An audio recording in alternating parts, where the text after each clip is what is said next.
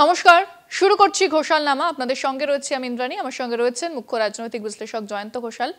বেশ কিছু খবর নিয়ে আজও আমরা বিশ্লেষণ করব, জয়ন্ত দাস সেই ব্যাখ্যা আপনারা শুনবেন। প্রথমে যে খবরের দিকে নজর রাখবো তা হচ্ছে রাহুল গান্ধীর বিহারের যে ভোটার অধিকার যাত্রা চলছে সেখানেই যোগ দিয়েছেন তামিলনাড়ুর মুখ্যমন্ত্রী এম.কে. স্ট্যালিন। প্রিয়াঙ্কা গান্ধী, তেজস্বী যাদব তারা প্রত্যেকেই রয়েছেন, এই যাত্রায় তারা অংশ নিয়েছেন। এবার কিন্তু তামিলনাড়ুর মুখ্যমন্ত্রী তিনিও যোগ দিলেন এবং ভোট চুরির যে অভিযোগ নির্বাচন কমিশনের বিরুদ্ধে বিরোধীরা করছে, রাহুল গান্ধী বিশেষ করে যেই অভিযোগকে এস্টাবলিশ করতে চাইছেন এবং সেই অভিযোগে এবার সরব হলেন এম.কে. স্ট্যালিনও। আমি এই বিষয়টা নিয়ে জনতার কাছে যাবো। জনতা, তাহলে এবার একে একে সবাই যোগদান করছে, এম.কে. স্ট্যালিন তিনিও যোগ দিয়েছেন, তৃণমূলকেও আমন্ত্রণ করা হয়েছে, তাহলে তৃণমূল কি করবে? হ্যাঁ ইন্দ্রাণী, বিহারের পাটনায় এই যে ভোটের আগে ভোটাধিকার যাত্রা এবং ভোটের সময় ভোটারদের নিয়ে যে কারচুপি করা হচ্ছে, নির্বাচন কমিশন বিজেপির একটা শাখা সংগঠনে পরিণত হয়েছে, এই যে অভিযোগ, রাহুল গান্ধী, তেজস্বী যাদব তারা যে একটা অভিযান শুরু করেছেন এবং সেখানে স্ট্যালিনও অংশ নিচ্ছেন, তাহলে মমতা বন্দ্যোপাধ্যায় এবং অভিষেক বন্দ্যোপাধ্যায় তারা যাচ্ছেন কি যাচ্ছেন না, তৃণমূলের কি অবস্থান হবে? সভাপতি, আমাদের জন্য এই প্রশ্নটা তুমি যেটা তুলেছ গুরুত্বপূর্ণ। আমার কাছে এখনো পর্যন্ত যা খবর তাতে মমতা বন্দ্যোপাধ্যায়ের যাওয়ার তো প্রশ্নই উঠছে না। তার কারণ তিনি মুখ্যমন্ত্রী, তিনি জেলা সফরে ব্যস্ত, তিনি নিজের পশ্চিমবঙ্গের বিভিন্ন ইস্যুতে তিনি কাজ করছেন। এখন পশ্চিমবঙ্গেও তো ভোটের ঢাকে কাঠি পড়ে গেছে বলা যায়। আর কদিন বাদেই দুর্গাপুজো এবং দেওয়ালি কালী পুজো এবং তারপরেই একেবারে আনুষ্ঠানিকভাবে ভোটের বিজ্ঞপ্তি জারি হয়ে যাবে, সময় বেশি নেই। এখন এই পরিস্থিতিতে মমতা বন্দ্যোপাধ্যায় যাচ্ছেন না এবং আমি মনে করি মমতা বন্দ্যোপাধ্যায় যাবেনই বা কেন?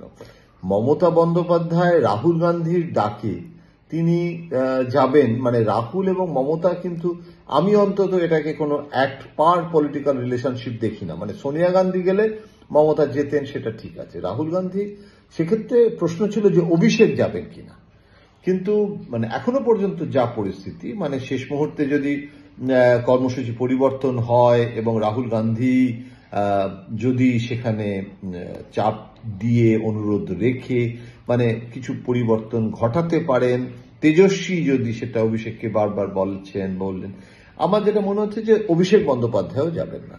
তার কারণটা হচ্ছে যে অভিষেক বন্দ্যোপাধ্যায়ও কিন্তু এখন প্রচন্ড ব্যস্ত এই জেলার বৈঠক করতে, প্রত্যেকটা জেলার ক্যামাক স্ট্রিটে বৈঠক হচ্ছে, সুব্রত বক্সিও থাকছেন এবং অনেকগুলো সিদ্ধান্ত হচ্ছে, কে কোথায় কি করবেন না করবেন, দিস ইজ ভেরি ইম্পর্টেন্ট।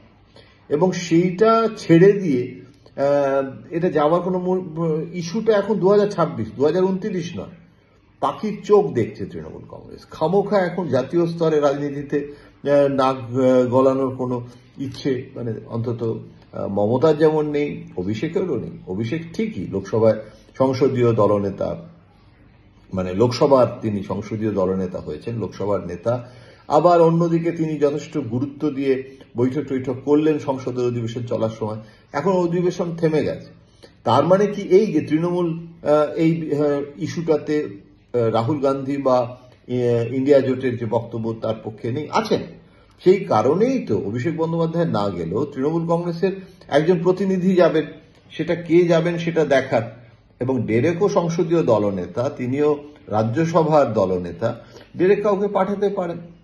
আমাকে কেউ বলছিল শত্রুঘ্ন সিনহাকে পাঠালে মন্দ হয় না বিহারী বাবু, এবং সেখানে গিয়ে তিনি কিন্তু শত্রুঘ্নকে নিয়ে প্রবলেম হচ্ছে যে উনি অনেক সময় অনেক কথা এমন বলে ফেলেন যেটা তৃণমূল কংগ্রেসের জন্য এম্বারাসমেন্ট।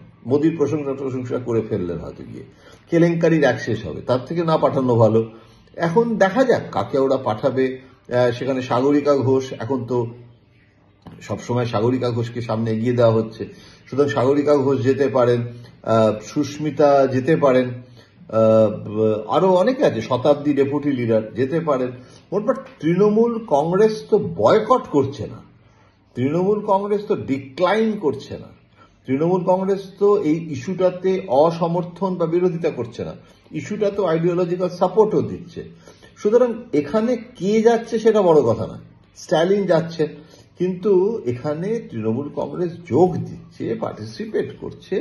এবং কদিন আগেও রাহুল গান্ধীর সঙ্গে অভিষেক বন্দ্যোপাধ্যায় যথেষ্ট ভালো, প্রায় 1 ঘন্টা আলোচনা হয়েছে রাহুল গান্ধীর বাড়িতে অভিষেক বন্দ্যোপাধ্যায়কে, তো এটা কিছু বলার নেই।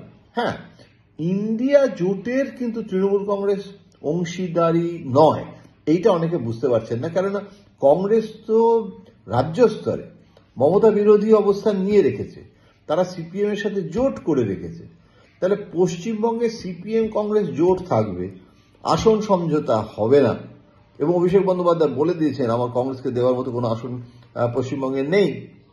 তাহলে তৃণমূল কংগ্রেস একা লড়বে। তাহলে খামোখা ইন্ডিয়া জোটের সদস্য হতে গেলে কংগ্রেস সিপিএম জোট থাকবে, আবার সেই কংগ্রেস তো সর্বভারতীয় একটা দল, কংগ্রেস তো আর দুটো দল নেই, একটা আঞ্চলিক দল, একটা হাইকমান্ডের দল, একটা ইস্টার্ন কমান্ড তাহলে করতে হয়, সেটা তো নেই। সুতরাং আমার মনে হয় যে এখানে খুব গুরুত্বপূর্ণ বিষয় হলো যে সবকিছু দেখে শুনে মমতা অভিষেক বন্দ্যোপাধ্যায় যাচ্ছেন না। আমি জয়ন্তদাকে অনেক ধন্যবাদ জানাবো। এতক্ষণ আপনারা জয়ন্তদা বিশ্লেষণ শুনছিলেন, বেশ কিছু খবর নিয়ে আমরা আলোচনা করলাম।